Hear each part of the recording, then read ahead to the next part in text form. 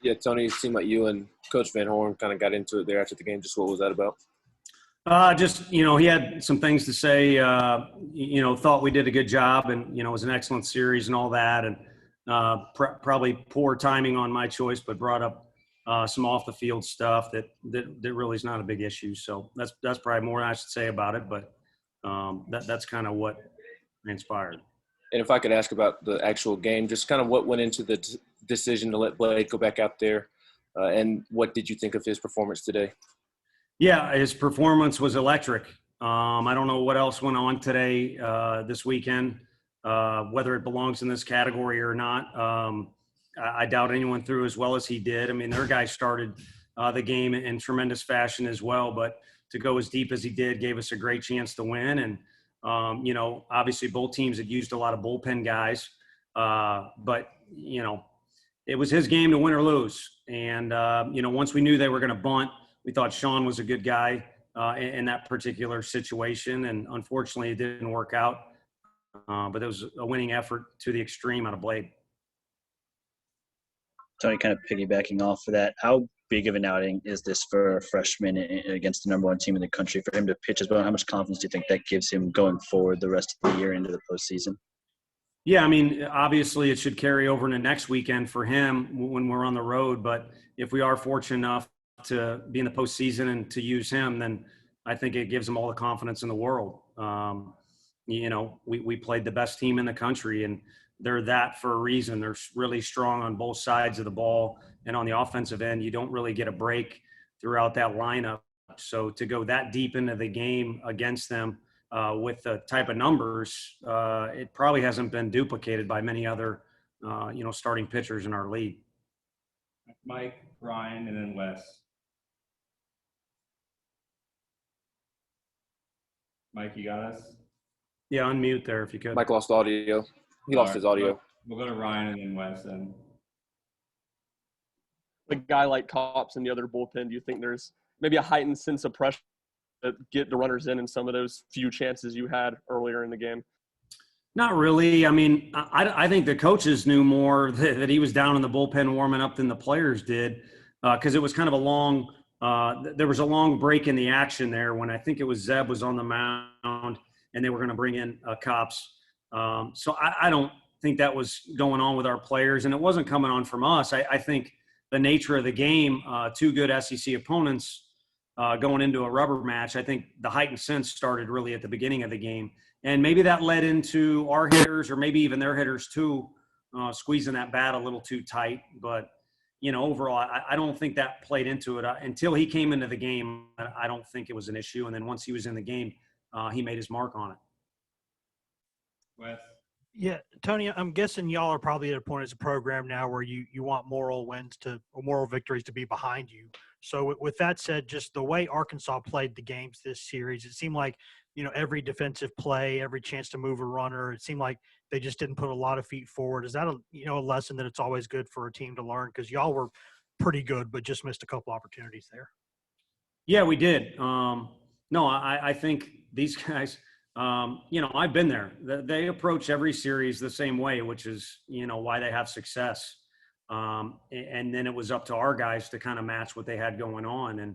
And, yesterday we get a cue shot to start a mess. And, a couple times today they get a cue shot or, a big swing flare that threw us for a loop. So, you could break it down a bunch of different ways, but on two occasions, with Cops coming out of the bullpen and their offense doing what they had to do to scratch a few runs across, they were a few inches better than us. And with that double to start the seventh, was that, or early in the seventh, was that a ball that just got off the end of the bat and Drew didn't see it as well? Or did you get a chance to talk to him about that? Yeah, I don't think he saw it as well, but I mean, it's same thing on the ball that came off Slavin's cap. I mean, it was him twice. The guy, I'll probably start a fight in their dugout, but the guy might be their best hitter overall. And he takes as aggressive of a swing as you can imagine. So when he makes contact with that big swing and the ball doesn't come off, the way that you maybe would initially think, you're one step slower to it. And I think on both occasions, very minuscule for Rucker maybe, but on both occasions, that's kind of what went on. Back to Mike. Yep, sorry about that. Tony, with series like this and Vanderbilt, the only two that you guys haven't won this year, what lessons have you learned about your team and the way that they handled these major series and games that didn't go their way? Yeah, I think, they competed their butt off and did it the right way. I know that's my fault there at the end that we got guys kind of milling around and the two teams talking to each other, but really you got heavyweight bouts. They showed up with the right mentality every day. The results fluctuated, but they competed throughout the entire weekend. And these are kind of what super regional weekends look like. Huge crowds, outstanding opponents. Every pitch means something, a lot of intensity, some back and forth stuff. And it comes down to a very small margin between win and loss. So we've got two doses of that, and they've been on our field too. Having said that, coming up short doesn't feel good. And to people that now are on board with what we're doing here, it's probably not good enough for them either. And you said the small margin for error. What do you think was the margin for error in this series for you guys? Man, that's kind of a wide range question there.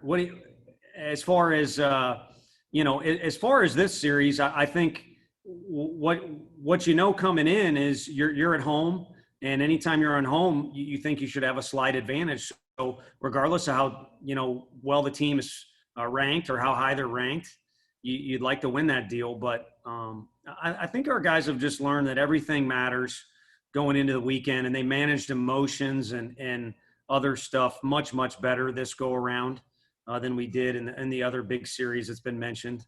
But they're all big series. And I think, again, if we could steal something, people are asking me what I learned when I was working there. If we could steal something from what I already mentioned, you got to approach every weekend like this one.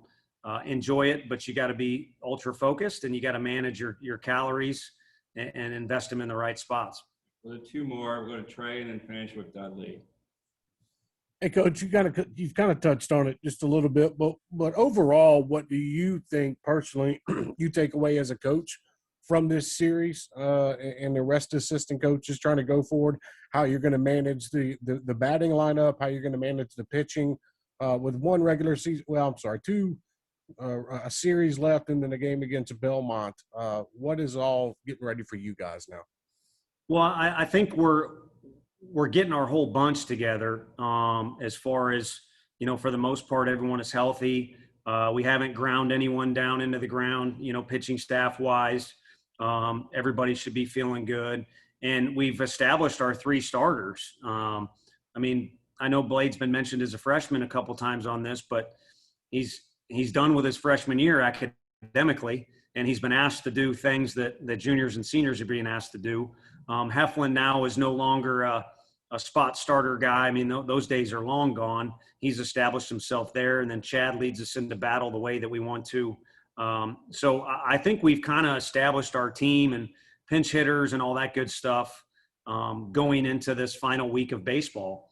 And again, we hope there's more weeks left to play. So there's always areas to improve, but all that's kind of coming together, if that makes sense. Hey, a quick follow-up. When you guys were in the outfield, did you sense some confidence coming out of your team when you were talking to them, even though the series didn't go their way today? Just frustration. I don't think we wouldn't – early on this year with guys individually not having that great of success, we wouldn't be able to win the amount of games that they won early in the game if they weren't a bunch of guys that had some grit to them and high standards. So, like I said, if you want to put it into a box, I was dumb to, start a conversation on the field, and they kind of followed that. So that kind of started the whole beginning of the conversation that we had. And then, afterwards, when we just started talking about the series, all I got was their attention, which was surprising in that situation, and, saw frustration because they want better. And hopefully there's a little bit of hunger in those eyes too, because baseball is a deal where you're right back out on the field on Tuesday. I don't know if that'll seem like it'll come in a hurry or a long time because, again, emotions were high this weekend, but it's going to be here relatively soon. And hopefully they look like they're a hungry bunch after this weekend's disappointing results. Dudley.